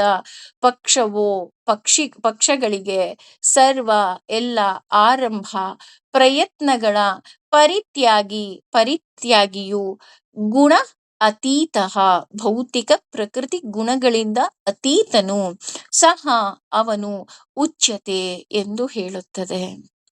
ಅಂದ್ರೆ ಒಬ್ಬ ವ್ಯಕ್ತಿ ಗುಣಾತೀತನಾಗಿದ್ದಾನೆ ಅಂದ್ರೆ, 3 ಗುಣಗಳಿಂದ ಮೀರಿ ನಿಂತಿದ್ದಾನೆ ಅಂದ್ರೆ, ಅವನಿಗೆ ಸನ್ಮಾನ ಮತ್ತು ಅವಮಾನ ಎರಡೂ ಸಹ ಸಮಾನವಾಗಿ ನೋಡ್ತಾನೆ. ಯಾಕೆ ಅಂತಂದ್ರೆ, ಇವತ್ತು ನಿನಗೆ ಸನ್ಮಾನ ಮಾಡಿದವರೇ ನಾಳೆ ನಿನಗೆ ಅವಮಾನವನ್ನ ಮಾಡಬಹುದು, ಅಥವಾ ನಿನಗೆ ಇಂದು ಅವಮಾನ ಮಾಡಿದವರೇ ಮುಂದೆ ಸನ್ಮಾನ ಮಾಡಬಹುದು. We don't know. ಹಾಗಾಗಿ ಅವನು ಸನ್ಮಾನ ಮತ್ತು ಅವಮಾನ, ಮಾನಾಪಮಾನ ಎರಡನ್ನೂ ಒಂದೇ ತರ ತಗೊಂತಾನೆ. ಅವನಿಗೆ ಬೇಕಾಗಿರೋದು ಒಂದೇ, ಬಂದದ್ದೆಲ್ಲ ಬರಲಿ, ಗೋವಿಂದನ ದಯೆಯೊಂದಿರಲಿ. ಭಗವಂತ ನನಗ್ ಸನ್ಮಾನ ಬರುತ್ತಾ? ನನಗದು ಬೇಡ. ಅಪಮಾನ ಬರುತ್ತಾ? ನಂಗದೂ ಬೇಡ. ನನಗ್ ಬೇಕಾಗಿರೋದು ಒಂದೇ, ನಿನ್ನ ದಯೆ ಎರಡಿದ್ರೆ ಸಾಕು, ನನಗಿನ್ನೇನು ಬೇಡ. ಮಾನ ಮತ್ತೆ ಅಪಮಾನಗಳನ್ನ ಎರಡು ಮೀರಿ ನಿಲ್ಲೋದಕ್ಕೆ ಕಾರಣ ಏನು? ಏನ್ರಿ, ಸನ್ಮಾನ ಮಾಡಿದ್ರೆ ಖುಷಿ ಪಡ್ಬೇಕಲ್ವಾ, ಅವಮಾನ ಮಾಡಿದ್ರೆ ಕೋಪ ಮಾಡ್ಕೋಬೇಕಲ್ವಾ? ಯಾಕ ಅವ್ರು ಎರಡೂ ಕೋಪ ಮಾಡ್ಕೊಳಲ್ಲ ಅಥವಾ ಖುಷಿನೂ ಪಡಲ್ಲ ಅಂತ ಅಂದ್ರೆ, ಅದಕ್ಕೆ ಕಾರಣ ಒಂದೇ, ಅವರಿಗೆ ಗುರಿ ಇರುತ್ತೆ. ಏನಪ್ಪಾ ಗುರಿ ಅಂತ ಅಂದ್ರೆ, ಭಗವಂತನನ್ನ ಸೇರೋದು. ಹೌದು, ನಮ್ಮ ಗುರಿನೂ ಒಂದೇ ಆಗಿರಬೇಕು. ನಾವು ಭಗವಂತನನ್ನ ಸೇರೋದೇ ನನ್ನ ಗುರಿ. ಇಲ್ಲಿ ನಾನೇನ್ ಕೆಲಸ ಮಾಡ್ತಾ ಇದ್ದೀನೋ, ಅಥವಾ ಏನು ಕರ್ತವ್ಯ ಮಾಡ್ತಾ ಇದ್ದೀನೋ, ಇದೆಲ್ಲವುದೂ ಸಹ ಭಗವಂತ ನನಗ್ ಕೊಟ್ಟಿರೋದು. ಹಾಗಾಗಿ ನನಗೇನು ಗೊತ್ತಿಲ್ಲ. ನಾನು ಹುಟ್ಟಿದೀನಿ ಅಂತ ಅಂದ್ಮೇಲೆ ಸಾವು ಕಟ್ಟಿಟ್ಟ ಬುತ್ತಿ. ಹಂಗಂದ ತಕ್ಷಣ ಅಯ್ಯೋ ಹುಟ್ಟಿದೀವಿ, ನಾವು ಸತ್ತೋಗ್ಬಿಡ್ತೀವಿ ಅಲ್ಲ. ಭಗವಂತ ಈ ಭೂಮಿ ಕಳಿಸಿದಾನೆ ಅಂತ ಅಂದ್ರೆ, ನಾನು ಮತ್ತೆ ಭಗವಂತನನ್ನ ಸೇರ್ಬೇಕು. ನೋಡಿ, ಹುಟ್ಟು ಅಂದ್ರೆ ಭೂಮಿಗೆ ಕಳಿಸಿದಾನೆ ಅಂತ, ಸಾವು ಅಂದ್ರೆ ನಾನು ಭಗವಂತನನ್ನ ಸೇರ್ಬೇಕು ಅಂತ. ಇದು ಇಲ್ಲದೆ ಹುಟ್ಟು ಸಾವು ಅಂತ ನಾನು ಹೆದರ್ಕೊಳ್ತಾ ಕೂತ್ರೆ, ಅಥವಾ ಸಾವಿನ ಬಗ್ಗೆ ಮಾತಾಡ್ತೀರಾ? ಹೌದಾ? ಇದೇ ತರ ನೀವು ಥಿಂಕ್ ಮಾಡ್ತಾ ಇದ್ರೆ, ಇದೇ ತರ ಯೋಚನೆ ಮಾಡ್ತಾ ಇದ್ರೆ, ಜೀವನ ಇರೋದೇ ಒಂದೇ, ಎಂಜಾಯ್ ಮಾಡಿ ಅಂತ ಎಂಜಾಯ್ ಮಾಡ್ತಾನೆ ಇದ್ರೆ ತಪ್ಪಾ? ಖಂಡಿತ ತಪ್ಪಲ್ಲ. ಆದ್ರೆ ನೀವು ಈ ರೀತಿ ಯೋಚನೆಯನ್ನ ಬದಲಾಯಿಸ್ಕೊಳ್ಳಿಲ್ಲ ಅಂದ್ರೆ, ಪುನರಪಿ ಜನನಂ ಪುನರಪಿ ಮರಣಂ ಅಂತ ಮತ್ತೆ ಮತ್ತೆ ಹುಟ್ಟಿ ಹುಟ್ಟಿ ಬರ್ತೀರಾ? ಬೇಕಾ ಅದು? ಏಕೆಂದ್ರೆ ಆ ನೆನ್ನೆ ಹಿಂಗೆ ಆ ಸುಮ್ನೆ ರೀಲ್ಸ್ ನೋಡ್ತಾ ಇದ್ದೆ. ಅದರಲ್ಲಿ ಒಂದು ರೀಲ್ ಬಂತು. ಆ ಈಗ ಸಣ್ಣ ಆಗಿ ಏನಾಗ್ಬೇಕಾಗಿದೆ? ಆ ಆರಾಮಾಗಿ ತಿನ್ಕೊಂಡು, ಉಣ್ಕೊಂಡು ಆರಾಮಾಗಿರೋಣ, ಮಜಾ ಮಾಡೋಣ ಈ ಜೀವನನ. ಯಾಕೆ ಅಂದ್ರೆ ಮತ್ತೆ ನಮ್ಮ ಜೀವನವನ್ನ ಮತ್ತೆ ನಾವು ಶುರು ಮಾಡೋದು ಮತ್ತೆ 3 ಕೆಜಿಯಿಂದ ಅಂತ. ಅಂದ್ರೆ ಅದು ಹೌದು, ಅದು ತಮಾಷೆನೆ. ಇವತ್ ನಾನು ಎಷ್ಟ್ ಕೆಜಿ ಇದೀನೋ ದಟ್ ಈಸ್ ಡಿಫರೆಂಟ್. ಮತ್ತೆ ನನ್ನ ನೆಕ್ಸ್ಟ್ ಜನ್ಮ ಶುರು ಮಾಡೋದು ಆಸ್ ಎ ಬೇಬಿ ನನ್ಗೆ 3 ಕಿಲೋಸ್ ಇರುತ್ತೆ ಅಂತ ಅದ್ರ ಅರ್ಥ. ಆದ್ರೆ 3 ಕಿಲೋಸ್ ಇರುತ್ತೆ. ಆದ್ರೆ ಮತ್ತೆ ನಾನು ಈ ಜರ್ನಿನ್ ಮಾಡ್ಬೇಕು ಅಂದ್ರೆ ಎಷ್ಟು ಕಷ್ಟ ಅಲ್ವಾ? ಬೇಕಾ ಮತ್ತೆ? ಅಂದ್ರೆ ಹ್ಮ್, ಹೌದು, ಭಗವಂತನನ್ನ ಸೇರೋದಕ್ಕೆ ಜನ್ಮ ಜನ್ಮಗಳು ಬೇಕು. ಅದು ಈ ಜನ್ಮನೇ ಯಾಕೆ ಆಗ್ಬಾರ್ದು ಅಲ್ವಾ? ಯೋಚನೆ ಮಾಡಿ. ಹಾಗೇನೆ ಆ ಅವರಿಗೆ ಈ 3 ಗುಣಗಳನ್ನ ಮೀರಿ ನಿಂತವರಿಗೆ ಯಾರೂ ಸಹ ಮಿತ್ರರಿರುವುದಿಲ್ವಂತೆ. ಅಂದ್ರೆ ಮಿತ್ರರಿರೋದಿಲ್ಲ ಅಂದ್ರೆ ಯಾರೂ ಫ್ರೆಂಡೇ ಇರೋದಿಲ್ಲ ಅವರಿಗೆ. ಹೌದಾ? ಫ್ರೆಂಡ್ ಇರೋದಿಲ್ವಾ? ಯಾಕಿರೋದಿಲ್ಲ ಅವ್ರಿಗೆ ಅಂತ ಅಂದ್ರೆ ಫಸ್ಟ್ ಪಾಯಿಂಟ್, ಯಾರು ಫ್ರೆಂಡು? ಫ್ರೆಂಡ್ ಅಂತ ಯಾರ್ ಆಗ್ತಾರಪ್ಪ ಅಂದ್ರೆ ಸಮಾನ ಮನಸ್ಕರು, ಸಮಾನ ವಯಸ್ಕರು ಆಗ್ತಾರೆ ಅಲ್ವಾ? ಒಂದು ವಯಸ್ಸು ಸೇಮ್ ಇರ್ಬೇಕು, ಇಲ್ಲ ನಮ್ಮ ಥಿಂಕಿಂಗ್ ಸೇಮ್ ಇರ್ಬೇಕು ಅಂತವ್ರು ಮಾತ್ರ ಫ್ರೆಂಡ್ ಆಗ್ತಾರೆ. ಇದಕ್ಕೆ ಎಕ್ಸಾಂಪಲ್ ಹೇಳ್ಬೇಕಂದ್ರೆ ಬೇಕಾದ್ರೆ ನೋಡಿ, ಕುಡುಕ್ರಿಗೆ ಎಲ್ರಿಗೂ ಕುಡುಕ್ರೆ ಫ್ರೆಂಡ್ ಆಗೋದು. ಸಿಗರೇಟ್ ಸೇದೋರಿಗೆ ಸಿಗರೇಟ್ ಸೇದೋರೇ ಫ್ರೆಂಡ್ ಆಗೋದು. ಹಾಗೇನೆ ಆಧ್ಯಾತ್ಮಿಕದಲ್ಲಿ ಇದ್ದವರಿಗೆ ಆಧ್ಯಾತ್ಮಿಕದವರೇ ಫ್ರೆಂಡ್ ಆಗೋದು. ನಮಗೆ ಕುಡುಕ್ರು ಫ್ರೆಂಡ್ ಮಾಡ್ಕೋಬೇಕಂತ ಅನ್ಸೋದಿಲ್ಲ. ಅಯ್ಯೋ, ಯಾರು ಹೋಗಿ ಕೂತ್ಕೊಂಡು ಬಾರಲ್ಲಿ ಕೂತ್ಕೊಂತಾರೆ? ಇಲ್ಲಪ್ಪ, ನನಗೆ ಯಾರೋ ಬೇರೆ ಫ್ರೆಂಡ್ ಇದಾರೆ, ಅವ್ರು ಆಧ್ಯಾತ್ಮಿಕದಲ್ಲಿದ್ದಾರೆ. ನಾನು ಅವ್ರಿಬ್ರು ದೇವಸ್ಥಾನಕ್ಕೆ ಹೋಗ್ತೀವಿ, ನಾವು ಪ್ರವಚನ ಕೇಳ್ತೀವಿ ಅಲ್ವಾ? ಸಮ ವಯಸ್ಕರು, ಸಮಾನ ಮನಸ್ಕರು. ಮನಸ್ಸು ಸೇಮ್ ಇರುತ್ತೆ. ಇಲ್ಲಪ್ಪ, ನಂಗೆ ಅಂತವ್ರು ಬೇಡ. ಆದ್ರೆ ಇವರಿಗೆ ಫ್ರೆಂಡೇ ಇರೋದಿಲ್ವಂತೆ. ಅಟ್ ದಿ ಸೇಮ್ ಟೈಮ್ ಶತ್ರುನೂ ಇಲ್ಲ ಅಂತ ಹೇಳ್ತಾರೆ. ಹಾಗಿದ್ರೆ ಶತ್ರು ಅಂದ್ರೆ ಯಾರು? ಶತ್ರು ಅಂದ್ರೆ ಯಾರು ಅಂದ್ರೆ ನಮ್ಮ ಗುಣಕ್ಕೆ ವಿರುದ್ಧವಾಗಿರೋರು ಶತ್ರುಗಳು. ನೋಡಿ, ಇಲ್ಲಿ ಎಷ್ಟು ಸುಂದರವಾಗಿದೆ ಅಂದ್ರೆ ನಮಗೆ ಇಷ್ಟು ದಿನ ಫ್ರೆಂಡ್ ಅಂದ್ರೆ ಏನು ಅಥವಾ ಎನಿಮಿ ಅಂದ್ರೆ ಏನು ಅಂತ ನಮಗೆ ಸರಿಯಾಗಿ ಡೆಫಿನಿಷನ್ ಗೊತ್ತಿರ್ಲಿಲ್ಲ ಅನ್ಸುತ್ತೆ. ಅದು ಮಹಾಭಾರತ ಇದು ಭಗವದ್ಗೀತೆಯಿಂದ ಗೊತ್ತಾಗ್ತಾ ಇದೆ. ಸಮಾನ ಗುಣ ಇರೋರು ಮಿತ್ರರಾದ್ರೆ ವಿರುದ್ಧ ಗುಣ ಇರೋರು ಶತ್ರುಗಳಾಗ್ತಾರೆ. ಉದಾಹರಣೆ, ಕುಡಿಬೇಡ, ನೀನ್ ಕುಡಿಯೋದ್ರಿಂದ ಅಥವಾ ನೀನ್ ಡೈಲಿ ಬಾರಿಗೆ ಹೋಗೋದ್ರಿಂದ ನಿನ್ ಲಿವರ್ ಹಾಳಾಗತ್ತೆ, ನಿನ್ ಕಿಡ್ನಿ ಹಾಳಾಗತ್ತೆ ಅಂತ ನೀವು ಅವನಿಗೆ ಪ್ರೀತಿಯಿಂದ ಹೇಳಿದ್ರುನು, ಅಯ್ಯೋ ನನ್ ಫ್ರೆಂಡ್ ಎಷ್ಟು ಒಳ್ಳೆ ಬುದ್ಧಿ ಹೇಳ್ದ ಅಂತ ಹೇಳ್ತಾನ. ಥೂ, ಅವನಿಗೆ ನನ್ ಕಂಡ್ರೆ ಆಗಲ್ಲ, ಅದಕ್ಕೆ ಹಿಂಗೆಲ್ಲಾ ಹೇಳ್ತಾನೆ ಅಂತ ಅಂದ್ಬಿಟ್ಟು ಕೋಪ ಮಾಡ್ಕೊಂಡು ಹೋಗ್ತಾನೆ ಅಲ್ವಾ? ಅಟ್ ದ ಸೇಮ್ ಟೈಮ್ ನಿಮ್ಮ ಅಂದ್ರೆ ಆಧ್ಯಾತ್ಮಿಕ ಜರ್ನಿಲಿ ಇರೋರಿಗೆ, ಏ ಅದ್ ಏನ್ ನೀನು ದೇವಸ್ಥಾನ, ಪ್ರವಚನ, ಭಗವದ್ಗೀತೆ ಈ ತರ ಎಲ್ಲ ಟೈಮ್ ವೇಸ್ಟ್ ಮಾಡ್ತೀಯ, ಬಾ ಹೋಗ್ಬಿಟ್ಟು ನ್ಯೂ ಇಯರ್ ಪಾರ್ಟಿ ಮಾಡೋಣ ಅಂತ ಕರೆದ್ರೆ ನಿಮ್ಗೂ ಅದೇ ಅನ್ಸುತ್ತೆ. ಇದೇನಪ್ಪ ಇದು, ನನ್ ಪಾಡಿಗೆ ನಾನು ಇರೋದಕ್ಕೂ ಬಿಡೋದಿಲ್ವಲ್ಲ ಇವ್ರು, ಯಾಕೆ ನನಗೆ ಹಿಂಸೆ ಕೊಡ್ತಾರೆ ಅಲ್ವಾ? ನಮ್ಗೂ ಅದೇ ರೀತಿ ಅನ್ಸುತ್ತೆ. ಅಂದ್ರೆ ಇಲ್ಲಿ ಸಮಾನ ಮನಸ್ಕರು ಅಂದಾಗ ಹಾಗಿದ್ರೆ ತ್ರಿಗುಣಗಳನ್ನ ಮೀರಿ ನಿಂತವ್ರೆ ಅವನ ಸ್ನೇಹಿತ ಆಗ್ಬಹುದಲ್ಲ ಅಂತ ನೀವು ಯೋಚನೆ ಮಾಡಬಹುದು. ಆದ್ರೆ ಇಲ್ಲಿ ತ್ರಿಗುಣವನ್ನ ಮೀರಿ ನಿಂತವನು ಕೂಡ ಅವ್ನ ಶತ್ರು ಆಗ್ಲಿ ಮಿತ್ರವಾಗ್ಲಿ ಅವ್ನು ಆಗೋದಿಲ್ವಂತೆ. ಯಾಕೆ ಅಂತ ಅಂದ್ರೆ ಅವನಿಗೆ ಗೊತ್ತಿರುತ್ತೆ, ಇವತ್ತು ಮಿತ್ರನಾದವನು ನಾಳೆ ಶತ್ರು ಆಗ್ಬಹುದು, ಅಥವಾ ಇವತ್ತು ಶತ್ರು ಆದವನು ನಾಳೆ ಮಿತ್ರನಾಗ್ಬಹುದು. ಹಾಗಾಗಿ ನನಗೆ ಈ ಭೂಲೋಕದಲ್ಲಿ ನನಗೆ ಯಾರೂ ಮಿತ್ರರು ಬೇಡ, ಯಾರೂ ಶತ್ರುಗಳು ಬೇಡ. ನನಗ್ ಬೇಕಾಗಿರೋದು ಒಬ್ಬನೇ, ಅದು ಭಗವಂತ. ಭಗವಂತ ಬಿಟ್ಟು ನನಗ್ ಬೇರೆ ಯಾರು ಬೇಡಪ್ಪ. ಯಾಕೆ ಬೇಕು? ನನ್ ಪಾಡಿಗೆ ನಾನು ನನ್ನ ಭಗವಂತ, ನನ್ನ ಭಗವಂತನ್ ಸೇರೋದೊಂದೇ ನನ್ನ ಗುರಿ. ಈ ರೀತಿ ಅವನು ಯೋಚನೆಯನ್ನ ಮಾಡ್ತಾನೆ. ಹಾಗೆ ಸರ್ವಾರಂಭ ಪರಿತ್ಯಾಗಿ ಅಂತ ಅಂದ್ರೆ ಮುಖ್ಯವಾಗಿರೋದು, ಬಹಳ ಬಹಳ ಮುಖ್ಯವಾಗಿರೋದು ರೀ ಈ ಪಾದ ಮಾತ್ರ. ಯಾಕೆ ಅಂತ ಅಂದ್ರೆ ದೇವರಿಗೆ ಇಷ್ಟ ಇಲ್ಲದೆ ಇರೋ ಯಾವ ಕೆಲಸವನ್ನು ಸಹ ಅವನು ಮಾಡೋದಿಲ್ಲ. ಸರ್ವಾರಂಭ ಪರಿತ್ಯಾಗಿ. ಅವನು ದೇವ್ರಿಗೆ ಯಾವ ಕೆಲಸ ಇಷ್ಟ ಇಲ್ವೋ ಅದನ್ನ ಬಿಟ್ಬಿಡ್ತಾನೆ. ಸಾಮಾನ್ಯವಾಗಿ ನಮ್ಮ ಹೆಣ್ಣು ಮಕ್ಕಳಲ್ಲಿ ಅಥವಾ ನಮ್ಮ ಸಮಾಜದಲ್ಲಿ ಒಂದು ಡೌಟ್ ಇದೆ. ನಾನು ಈ ಸಮಯದಲ್ಲಿ ಪ್ರಸಾದವನ್ನ ಸ್ವೀಕಾರ ಮಾಡ್ಬೋದಾ, ಈ ಸಮಯದಲ್ಲಿ ನಾನು ಪ್ರಸಾದ ಸ್ವೀಕಾರ ಮಾಡಬಾರ್ದಾ ಅಂತ, ಅಲ್ವಾ? ಆದ್ರೆ ನಮ್ಗೆ ಭಗವದ್ಗೀತೆಯಲ್ಲೇ ಉತ್ತರ ಸಿಗ್ತಾ ಹೋಗುತ್ತೆ. ದೇವರ ಪ್ರಸಾದ ಅಲ್ಲದೆ ಬೇರೆ ಯಾವ್ದನ್ನು ನಾವು ಸ್ವೀಕಾರನೇ ಮಾಡಬಾರ್ದು ಅಂತ. ಅಂದ್ರೆ ನಾನು ಸೇವಿಸುವ ಪ್ರತಿಯೊಂದು ಅನ್ನದ ಕಣವೂ ಸಹ ಪ್ರಸಾದವೇ ಆಗಿರ್ಬೇಕು. ಅನ್ನ ಅಂತ ಅಂದ್ರೆ ಆ ರೈಸ್ ಅಂತಾನೆ ಅಲ್ಲ, ನಾವು ತಿನ್ನೋ ಎಲ್ಲ ಆಹಾರವೂ ಸಹ ಪ್ರಸಾದವೇ. ಅಂದ್ರೆ ಅನ್ನ ಅಂತಾನೆ ಹೇಳ್ತಾರೆ ಸಂಸ್ಕೃತದಲ್ಲಿ. ಹಾಗಾಗಿ ಇಲ್ಲಿ ಆತ ಸರ್ವಾರಂಭ ಪರಿತ್ಯಾಗಿ, ಅಂದ್ರೆ ದೇವರಿಗಿಷ್ಟ ಇಲ್ಲ ಅನ್ನೋ ಯಾವ ಕೆಲಸವನ್ನು ಸಹ ಅವನು ಮಾಡೋದಿಲ್ಲ. ಯಾಕಪ್ಪ ಅಂತ ಅಂದ್ರೆ, ನಾನು ಎಲ್ಲಿ ಅವನಿಗಿಷ್ಟ ಇಲ್ದಿರೋ ಕೆಲಸ ಮಾಡಿದ್ರೆ ಅವನು ನನ್ನಿಂದ ದೂರ ಆಗ್ಬಿಡ್ತಾನೋ ಅನ್ನೋ ಒಂದು ಭಯ ಇರುತ್ತೆ ಅವನಿಗೆ. ಇಲ್ಲ, ನನಗೆ ಭಗವಂತನೇ ಬೇಕು, ಭಗವಂತ ಬಿಟ್ಟು ನನಗೆ ಬೇರೆ ಏನೂ ಬೇಡ. ಹಾಗೇನೆ ಗುಣಾತೀತಸ್ಯ ಉಚ್ಯತೆ ಅಂತಂದ್ರೆ, ಈ ರೀತಿ ಯಾರು ಇರ್ತಾರೋ ಅವರು 3 ಗುಣಗಳಿಂದ ದೂರವಾಗಿರ್ತಾರೆ. ಆದ್ರೆ ನಮ್ಮ ಮನಸ್ಸು ಹೇಗೆ ಅಂತ ಅಂದ್ರೆ ಸಮುದ್ರದ ಹಾಗೆ. ಅಲೆ ಯಾವತ್ತಾದ್ರೂ ಒಂದು ನಿಮಿಷನಾದ್ರೂ ಬಿಡುತ್ತಾ? ಇಲ್ಲ. ಒಂದ್ ಅಲೆ ಹೋಗ್ತಿದ್ದಾಗೆ ಇನ್ನೊಂದು ಅಲೆ, ಇನ್ನೊಂದು ಅಲೆ ಆದ್ರೆ ಮತ್ತೊಂದು ಅಲೆ. ಈ ಒಂದು ಚಿಕ್ಕ ಅಲೆ ಬರ್ತಿದೆ ಅನ್ನೋ ಅಷ್ಟೊತ್ತಿಗೆ ಇನ್ನೊಂದು ಅದನ್ನ ಮೀರಿ ಬರುವಂತಹ ದೊಡ್ಡ ಅಲೆಗಳು. ನಮ್ಮ ಮನಸ್ಸಿನಲ್ಲೂ ಈ ತ್ರಿಗುಣಗಳ ಅಲೆಗಳು ನಿರಂತರವಾಗಿ ಹರಿತಾ ಇರುತ್ತೆ. ನಿರಂತರ. ಭಗವದ್ಗೀತೆ ಪಾಠ ಕೇಳ್ತಾ ಇರ್ತೀವಿ ಅಷ್ಟೇ, ಪ್ರವಚನ ಕೇಳ್ತಾ ಇರ್ತೀವಿ ಅಷ್ಟೇ.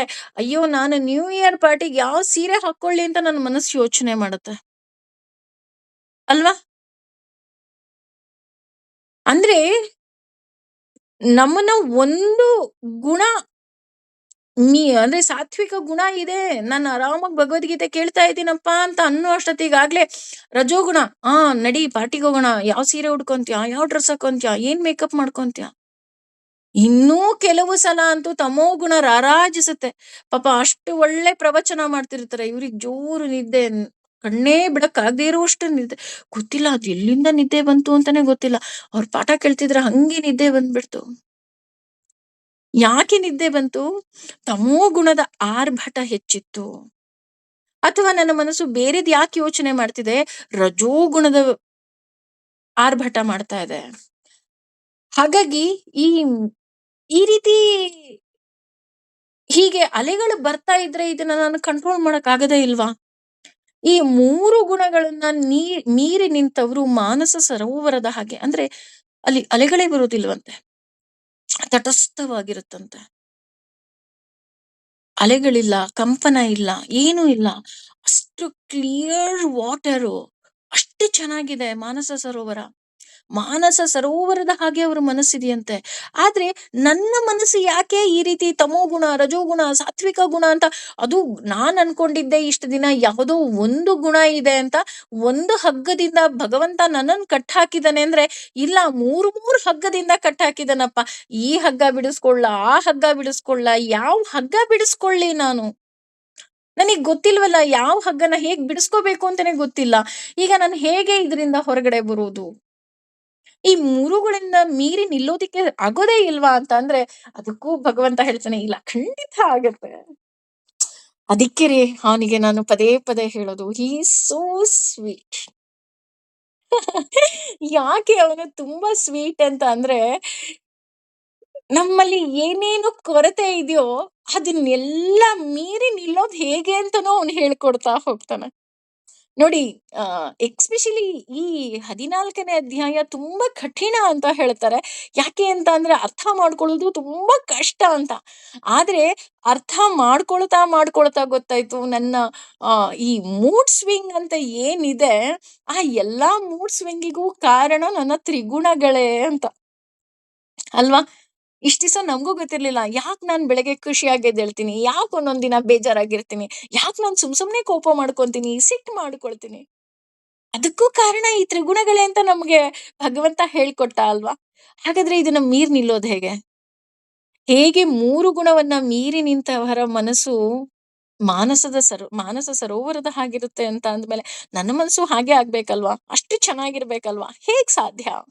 ಅದನ್ನ ಎಷ್ಟು ಸುಂದರವಾಗಿ ಹೇಳ್ತಾನೆ ಭಗವಂತ ಅಂದ್ರೆ, ಮಾಂ ನನಗೆ, ಛ ಕೂಡ, ಯಹ ಯಾವ ವ್ಯಕ್ತಿಯು, ಅವ್ಯಭಿಚಾರಿಣಿ ಅಂದ್ರೆ ತಪ್ಪದೆ, ಅಂದ್ರೆ ಮೋಸ ಮಾಡದೆ, ಭಕ್ತಿ ಯೋಗೇನ ಭಕ್ತಿ ಸೇವೆಯಿಂದ, ಸೇವತೆ ಸೇವಿಸುತ್ತಾನೋ, ಸ ಅವನು, ಗುಣಾನ್ ಭೌತಿಕ ಪ್ರಕೃತಿ ಗುಣಗಳನ್ನ, ಸಮತೀತ್ಯ ಮೀರಿ, ಏತಾನ್ ಈ ಎಲ್ಲ, ಬ್ರಹ್ಮ ಭೂಯಃ ಬ್ರಹ್ಮ ವೇದಿಕೆಯಲ್ಲಿ ಏರುವ, ಕಲ್ಪತೆ ಆಗುತ್ತಾನೆ.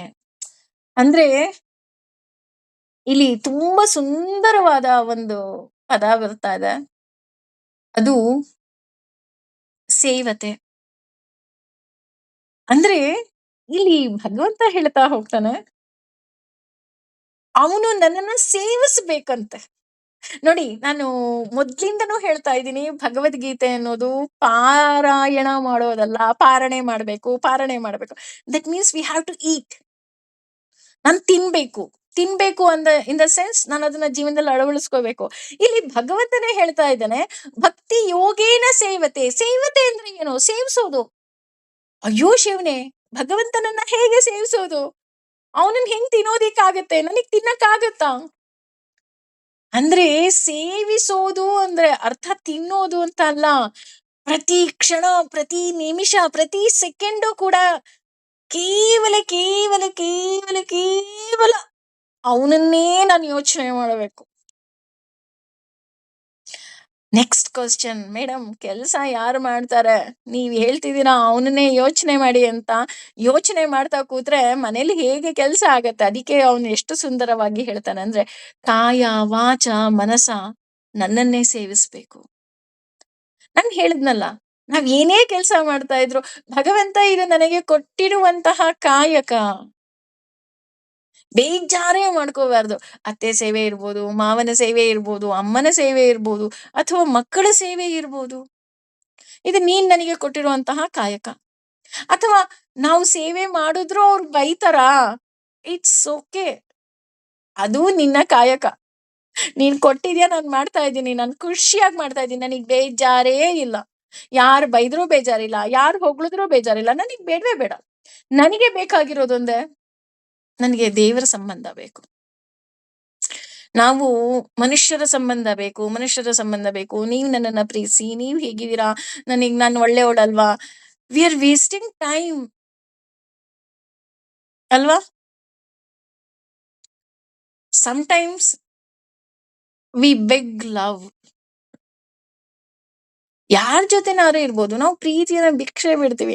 ಅಯ್ಯೋ ನಾನು ಒಳ್ಳೆಯವಳಲ್ವಾ, ನೀವ್ ನನ್ನ ಪ್ರೀತಿಸೋದಿಕ್ ಆಗೋದಿಲ್ವಾ, ನೀವ್ ಯಾಕೆ ನನ್ನ ದ್ವೇಷಿಸ್ತೀರಾ? ಅತ್ತೆ ಇರ್ಬೋದು, ಮಾವ ಇರ್ಬೋದು, ಅಪ್ಪ ಅಮ್ಮ ಇರ್ಬೋದು, ಗಂಡ ಇರ್ಬೋದು, ಮಕ್ಳಿರ್ಬೋದು.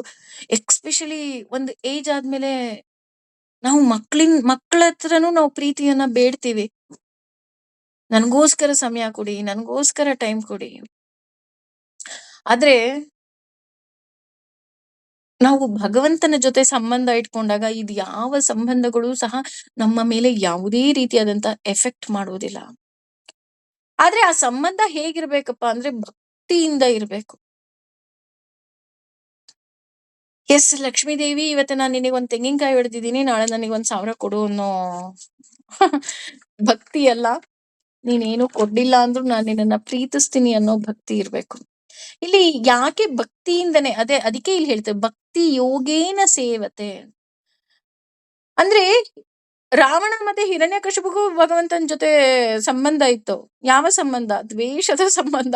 ಆ ರೀತಿ ಇರಬಾರ್ದು, ಕೇವಲ ಭಕ್ತಿ. ಅಂದ್ರೆ ನನ್ನನ್ನ ಸೇವಿಸೋರು ಹೇಗಿರ್ತಾರಪ್ಪ ಅಂದ್ರೆ, ಅವರು ಕೇವಲ ನನ್ನಲ್ಲಿ ಭಕ್ತಿಯಿಂದ ಇರ್ತಾರೆ. ಭಕ್ತಿಯಲ್ಲಿ ಆಸೆ ಆಕಾಂಕ್ಷೆಗಳಿರಬಾರ್ದು, ನಿಷ್ಕಾಮವಾಗಿ. ಆಸೆ ಆಕಾಂಕ್ಷೆ ಇತ್ತು ಅಂತ ಹೇಳಿದ್ರೆ, ನಾನು ಇವತ್ತು ದೇವಸ್ಥಾನಕ್ಕೆ ಹೋಗ್ತಾ ಇದ್ದೀನಿ, ನನಗೆ ಬರೋಷ್ಟ್ರಲ್ಲಿ ನಾನು ಗುಡ್ ನ್ಯೂಸ್ ಕೇಳಬೇಕು. ನಾನು ಆ ರೀತಿ ಯೋಚನೆ ಮಾಡಿದಾಗ ಹೇಗಾಗುತ್ತೆ ಅಂದ್ರೆ, ನಮ್ಮ ಭಕ್ತಿಯು ಸಹ ಭಸ್ಮಾಸುರನ ಹಾಗಾಗೋಗುತ್ತಷ್ಟೆ. ನಮ್ಮೆಲ್ರಿಗೂ ಭಸ್ಮಾಸುರನ ಕತೆ ಗೊತ್ತಲ್ವಾ? ಹಾಗಾಗಿ ಇಲ್ಲಿ ನಾನು ರಿಪೀಟ್ ಮಾಡ್ತಾ ಇಲ್ಲ. ಭಸ್ಮಾಸುರನ ಕತೆ ಹಾಗಾಗೋಗ್ಬಿಡತ್ತೆ. ನೀನ್ ಸಿಕ್ರೆ ಎಲ್ಲಾ ಸಿಕ್ಕ ಹಾಗೆ ಅಂತ ನಾನು ನಿಷ್ಕಾಮವಾಗಿ ಅರ್ಜುನನ ಹಾಗೆ ನಾವು ಪ್ರೀತಿಸ್ಬೇಕು ಅವನನ್ನ. ಅಂದ್ರೆ ಭಗವಂತ ನನಗೇನೂ ಬೇಡ, ನೀನೇ ಬೇಕು, ನಾನು ಅವನಿಗೆ ಸದಾ ಹತ್ತಿರದಲ್ಲಿ ಇರ್ಬೇಕು. ಅದೇ ಉಪವಾಸ. ಉಪವಾಸ ಅಂತ ಅಂದ್ರೆ ಅದ್ರಲ್ಲೂ ಇವತ್ತು ಏಕಾದಶಿ, ಅದ್ರಲ್ಲೂ ಇವತ್ತು ವೈಕುಂಠ ಏಕಾದಶಿ. ವೈಕುಂಠ ಏಕಾದಶಿ ಅಂದ ತಕ್ಷಣ ನಮ್ಮ ತಲೆಗೆ ಬರೋದು, ನಾನು ಇವತ್ತು ನಿಟ್ಟು ಉಪವಾಸ ಮಾಡ್ತೀನಿ, ನಿರಾಹಾರ ಉಪವಾಸ ಮಾಡ್ತೀನಿ. ಉಪವಾಸ ಈಸ್ ನಥಿಂಗ್ ಬಟ್ ಉಪ ಅಂದ್ರೆ ಹತ್ತಿರ, ವಾಸ ಅಂದ್ರೆ ವಾಸ ಮಾಡೋದು, ಅಂದ್ರೆ ಭಗವಂತನ ಹತ್ತಿರ ವಾಸ ಮಾಡೋದು. ಹೇಗೆ? ದೇವ್ರ ರೂಮಲ್ಲೇ ಕುತ್ಕೋಬೇಕಾ? ದೇವಸ್ಥಾನದಲ್ಲೇ ಕುತ್ಕೋಬೇಕಾ?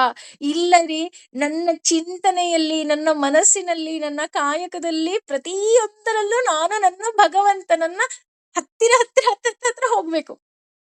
ನನ್ ಕೆಲ್ಸ ಮಾಡ್ಬೇಕಾದ್ರೂ ಅವನನ್ನ ನಮ್ಸ್ಕೋಬೇಕು, ಭಗವಂತ ದಿಸ್ ಇಸ್ ಯುವರ್ ವರ್ಕ್.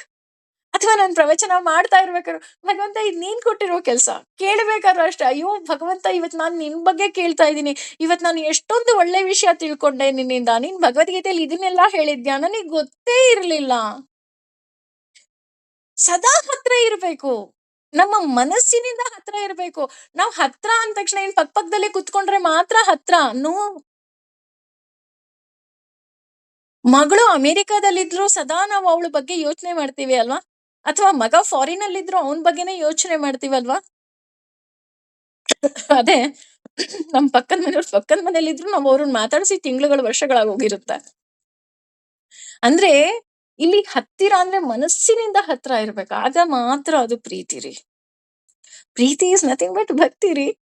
ಹಾಗಾಗಿ ಜಸ್ಟ್ ಭಕ್ತಿ ಮಾಡ್ತಾ ಮಾಡ್ತಾ ಮಾಡ್ತಾ ಮಾಡ್ತಾ ನಾವು ಈ ತ್ರಿಗುಣಗಳಿಂದ ದೂರ ಹೋಗ್ಬಹುದಂತೆ. ನನಗೆ ರಜೋಗುಣ ಇದೆ, ನನಗೆ ತಮೋ ಗುಣ ಇದೆ, ನನ್ನಲ್ಲಿ ಸಾತ್ವಿಕ ಗುಣ ಇದೆ. ಯಾವ್ದಿದ್ರು ಅವನ ಹತ್ರ ಹೋಗೋದಿಕ್ಕಾಗೋದಿಲ್ಲ. ಅವನ ಹತ್ರ ಹೋಗ್ಬೇಕಾ, ಸದಾ ಅವನನ್ನ ಜ್ಞಾಪಿಸ್ಕೊಳ್ತಾ ಇರ್ಬೇಕು. ಆಗ ಅವನ ಅನುಗ್ರಹ ಆಗತ್ತೆ. ಅವನ ಅನುಗ್ರಹ ಹೇಗಾಗತ್ತಪ್ಪ? This is the best part of Bhagavad Gita ಅಂತಾನೆ ಹೇಳ್ಬೋದು. ಬಿಕಾಸ್ ಇಲ್ಲಿ ಹೇಳ್ತಾ ಇದ್ದಾನೆ, ಸಗುಣಾನ್ ಸಮ ತೀರ್ಥೈತಾನ್. ಅಂದ್ರೆ ಅನುಗ್ರಹ ಹೇಗಾಗತ್ತೆ ಅಂದ್ರೆ, ಅವನು ದೇವಿಗೆ ಆದೇಶ ಮಾಡ್ತಾನೆ. ಮೊದಲು ಅವನು ಆದೇಶ ಮಾಡೋದು ದುರ್ಗಾದೇವಿಗೆ. ದುರ್ಗಾದೇವಿ ನಮಗೆ ಅನುಗ್ರಹವನ್ನ ಕೊಡ್ತಾಳಂತೆ.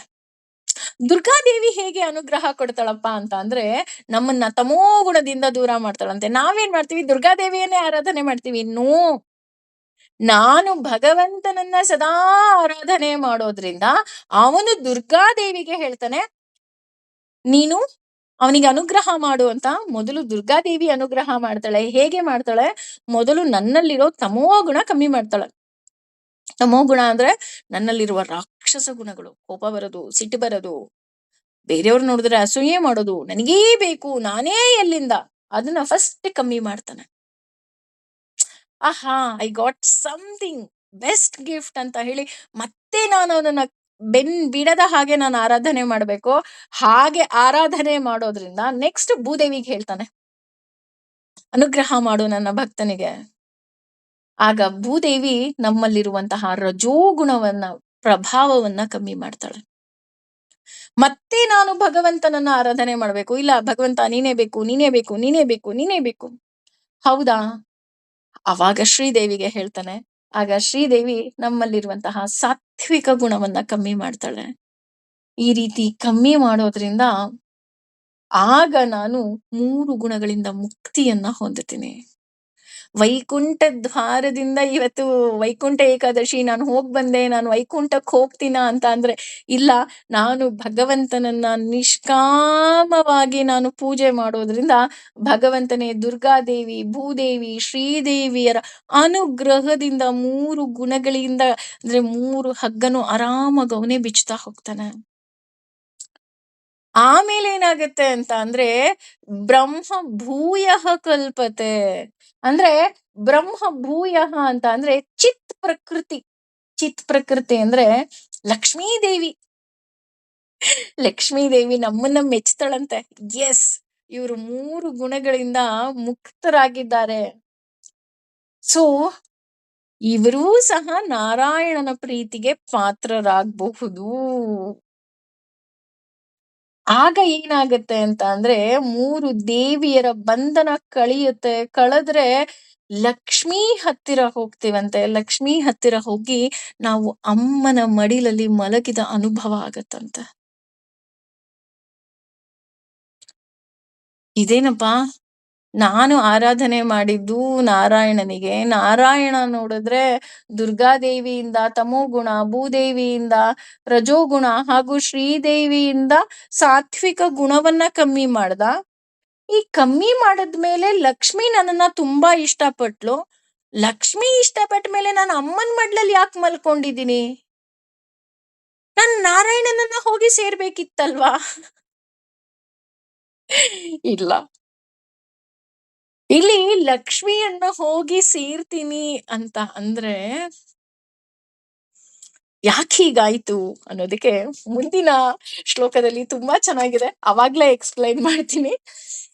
ಅಮ್ಮನ ಮಡಿಲಲ್ಲಿ ಮಲಗಿರೋ ನಮಗೆ ಬ್ರಹ್ಮಣಃ ನಿರಾಕಾರ ಬ್ರಹ್ಮ ಜ್ಯೋತಿಯು ಹೀ ಖಂಡಿತವಾಗಿಯೂ ಪ್ರತಿಷ್ಠಾಹ, ಪ್ರತಿಷ್ಠಾ ಅಂದ್ರೆ ಆಶ್ರಯವು, ಅಹಂ ನಾನಾಗಿದ್ದೇನೆ, ಅಮೃತಸ್ಯ ಅಮೃತವಾದ, ಅವ್ಯಯಸ್ಯ ಅವಿನಾಶಿಯಾದ, ಚ ಕೂಡ ಶಾಶ್ವತಸ್ಯ ಶಾಶ್ವತವಾದ, ಚ ಮತ್ತು ಧರ್ಮಸ್ಯ ಸ್ವರೂಪ ಸ್ಥಿತಿಯ, ಸುಖಸ್ಯ ಸುಖದ, ಏಕಾಂತಿಕಸ್ಯ ಅಂದ್ರೆ ಅಂತಿಮವಾದ, ಚ ಕೂಡ.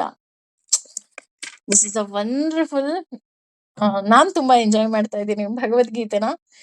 ಬಿಕಾಸ್ ಇಲ್ಲಿ ಬ್ರಹ್ಮಣ್ಯೋಹಿ ಅಂದ್ರೆ ಬ್ರಹ್ಮ ಅಂದ್ರೆ ಲಕ್ಷ್ಮಿ ಆಸರೆಯ ಆಗ್ತಾಳಂತೆ.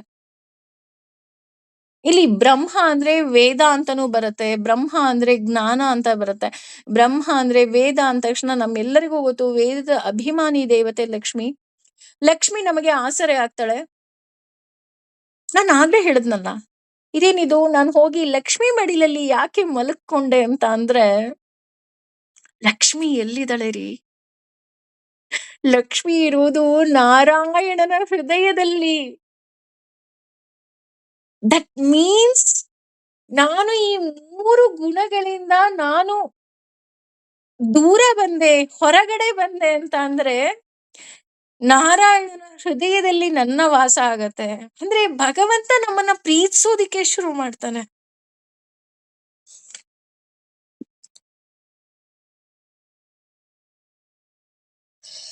ಯಾವಾಗ ನಾವು ಈ 3 ಗುಣಗಳಿಂದ ದೂರ ಆಗ್ತಾ ಹೋಗ್ತೀವಿ, ಆಗ ಲಕ್ಷ್ಮಿಯ ವಾಸ ಅಂದ್ರೆ ಲಕ್ಷ್ಮಿಯ ಮಡ್ಲಲ್ಲಿ ಮಲಗಿರ್ತೀವಿ ಅಂದ್ರೆ ಲಕ್ಷ್ಮಿ ಎಲ್ಲಿದ್ದಾಳಪ್ಪ ಅಂತ ನೋಡೋದಾದ್ರೆ ನಾರಾಯಣನ ಹೃದಯದಲ್ಲಿ. ಅಂದ್ರೆ ನಾರಾಯಣನನ್ನ ನಾವು ಸೇರ್ಬೇಕು ಅಂತ ಅಂದ್ರೆ this is the correct way ಅಂತ ಹೇಳ್ತಾರೆ. ಅಂದ್ರೆ ಭಗವಂತ ನಮಗೆ ಸರಿಯಾದ ಮಾರ್ಗವನ್ನ ತೋರಿಸ್ತಾ ಇದ್ದಾನೆ. ನಾವೇನ್ ಮಾಡ್ತಾ ಇದೀವಿ? ದೇವಿಯನ್ನೇ ಆರಾಧನೆ ಮಾಡ್ತಾ ಇದೀವಿ. ಅದಕ್ಕೆ ಅವ್ನು ಹೇಳ್ತಾನೆ, ಹೌದು ನಿಮಗ್ ದೇವಿಯರೇ ನಿಮಗೆ ಅನುಗ್ರಹ ಕೊಡೋದು, ಆದರೆ ದೇವಿಯ ಅನುಗ್ರಹ ಬೇಕು ಅಂತ ಅಂದ್ರೆ ನಾನು ಅವರಿಗೆ ಅನುಗ್ರಹ ಮಾಡಿ ಅಂತ ಹೇಳಿದಾಗ ಮಾತ್ರ ಅವನು ನಮಗೆ ಅನುಗ್ರಹವನ್ನ ಮಾಡೋದು, ಇಲ್ಲ ಅಂದ್ರೆ ಮಾಡೋದಿಲ್ಲ. ಹಾಗಾಗಿ ನೋಡಿ, ಅವನು ಎಷ್ಟು ಸುಂದರವಾಗಿ ದುರ್ಗಾದೇವಿ, ಭೂದೇವಿ, ಶ್ರೀದೇವಿಯರಿಂದ ನಮಗೆ 3 ಹಗ್ಗಗಳಿಂದ ಬಿಚ್ಚಿ ಅಮ್ಮನ ಮಡಿಲಲ್ಲಿ ಮಲಗುವಂತಹ ಅನುಭವವನ್ನ ಕೊಡ್ತಾನೆ. ಯಾಕೆ ಅಂತ ಅಂದ್ರೆ ಆ ತಾಯಿಗೆ ಅಲ್ವಾ ಹೇಳೋದು, ನನ್ನ ಮಕ್ಕಳನ್ನ ಕಾಪಾಡು. ಯಾಕೆ ಅಂತ ಈಗ ಎಷ್ಟು ಸುಂದರವಾಗಿ ಹೇಳ್ತಾ ಇದ್ದಾನೆ ಅಂದ್ರೆ, ಅಲ್ಲಿ ಲಕ್ಷ್ಮಿ ಇರುವುದು ಅವನ ಹೃದಯದಲ್ಲಿ. ಅಂದ್ರೆ ಇಟ್ ಈಸ್ ಮಾರ್ಗ ಸರಿಯಾಗಿದೆ ಅಂದ್ರೆ ಅವನು ನಮಗೆ ಸರಿಯಾದ ಮಾರ್ಗವನ್ನ ತಿಳಿಸ್ತಾ ಇದ್ದಾನೆ. ನೀನ್ ನನ್ನ ಹೃದಯಕ್ಕೆ ಬಂದು ಸೇರ್ಬೇಕು ಅಂದ್ರೆ ನೀನ್ ಹೇಗಿರ್ಬೇಕು. ಹಾಗೆ ಅಮೃತಸ್ಯ ಅವ್ಯಯಸ್ಯ ಅಂತ ಅಂದ್ರೆ ಅವನು ನಾಶ ಇಲ್ಲದೆ ಇರೋನು. ಲಕ್ಷ್ಮೀ ಮೂಲಕ ನಾರಾಯಣನನ್ನ ಸೇರೋದು ಹೇಗೆ, ಅಮೃತವನ್ನ ಪಡೆಯೋದು ಹೇಗೆ, ನಾವು ಶಾಶ್ವತವಾಗೋದು ಹೇಗೆ, ಹಾಗೆ ಅವ್ಯಯಸ್ಯ ಮುಕ್ತಿ ಮುಕ್ತಿಯನ್ನ ಪಡೆಯೋದು ಹೇಗೆ? ಬಿಡುಗಡೆ ಹೇಗ್ ಪಡೆಯೋದು ನಾವು? ಹಾಗೆ ಇದು ಹೇಗೆ ಸಾಧ್ಯ? ಹೇಗೆ ಇದೆಲ್ಲ ಅಂತ ಅಂದ್ರೆ, ಶಾಶ್ವತಸ್ಯ ಚ ಧರ್ಮಸ್ಯ ಚ ಧರ್ಮಸ್ಯ ಸುಖಸ್ಯ ಕಾಂತಿ ಕಸ್ಯ ಚ. ಅಂದ್ರೆ ಶಾಶ್ವತವಾದ ಧರ್ಮವನ್ನ ನಾವು ಮಾಡ್ಬೇಕು. ಅದು ಯಾವ್ದಪ್ಪ ಅಂದ್ರೆ ನಿಷ್ಕಾಮ. ನನಗೇನೂ ಬೇಡ, ನೀನೇ ಬೇಕು. ನೀನ್ ಬಿಟ್ರೆ ನನಗೇನೂ ಬೇಡ. ಏಕಾರ್ ಏ ಏ- ಏಕಾಂತಿಕಸ್ಯ ಸುಖ ಅಂದ್ರೆ ಸುಖದ ತುತ್ತ ತುದಿಗೆ ನಾವು ಹೋಗಿ ಸೇರ್ತೀವಿ. ಲಕ್ಷ್ಮಿಯನ್ನ ಸೇರಿದ್ರು ಒಂದೇ, ನಾರಾಯಣನ ಹೃದಯವನ್ನ ಸೇರೋದು ಒಂದೇ.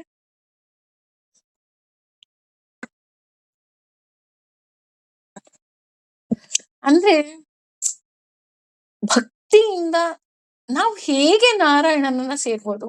ನಾರಾಯಣನ ಹೃದಯದಲ್ಲಿ ನಾವು ಹೇಗೆ ಸ್ಥಾನವನ್ನ ಪಡಿಬೋದು ಅನ್ನೋದನ್ನ ಬಹಳ ಬಹಳ ಬಹಳ ಸುಂದರವಾಗಿ ಭಗವಂತ ನಮಗೆ ಈ 14ನೇ ಅಧ್ಯಾಯದಲ್ಲಿ ಹೇಳ್ತಾ ಹೋಗಿದ್ದಾನೆ. ಈ ಮೂರೂ ಗುಣಗಳಿಂದ ದೂರವಾದ ಮೇಲೆ ನಾವು ಅವನನ್ನ ಹೇಗೆ ಪ್ರಾಪ್ತಿ ಮಾಡ್ಕೋಬಹುದು ಅನ್ನೋದನ್ನ 15ನೇ ಅಧ್ಯಾಯದಲ್ಲಿ ಹೇಳ್ತಾ ಹೋಗ್ತಾನೆ. ಇದನ್ನ ಅರ್ಗಿಸ್ಕೊಳ್ಳೋದಿಕ್ಕೆ ನಮ್ಗೆ ಬಹಳ ಸಮಯ ಬೇಕು ಅಂತ ನನಗನ್ಸುತ್ತೆ. Because wonderful. ಆ ಅವನು ಏನ್ ಹೇಳಕ್ ಹೋಗಿದ್ದಾನೆ ಅಥವಾ ಏನ್ ಹೇಳ್ತಾ ಇದ್ದಾನೆ ಅನ್ನೋದು ಬಹಳ ಸೂಕ್ಷ್ಮವಾದ ವಿಚಾರ, ಹಾಗೆ ಬಹಳ ಸುಂದರವಾದ ವಿಚಾರ. ಅದಕ್ಕಿಂತ ಹೆಚ್ಚಾಗಿ ವೈಕುಂಠ ಏಕಾದಶಿ ದಿನ ಇಷ್ಟು ಒಳ್ಳೆ ಸುಂದರ ವಿಚಾರ ನಮಗೆ ದೊರಕಿದ್ದು ಅದಿನ್ನೂ ನಾವೆಲ್ಲರೂ ಪುಣ್ಯವಂತರು ಅಂತ ನಾನು ಅನ್ಕೊಳ್ತೀನಿ. ಸರ್ವಂ ಶ್ರೀ ಕೃಷ್ಣಾರ್ಪಣಮಸ್ತು. ಸರ್ವೇ ಜನ ಸುಖಿನೋ ಭವಂತು. ಸಮಸ್ತ ಸನ್ಮಂಗಲಾನಿ ಭವಂತು.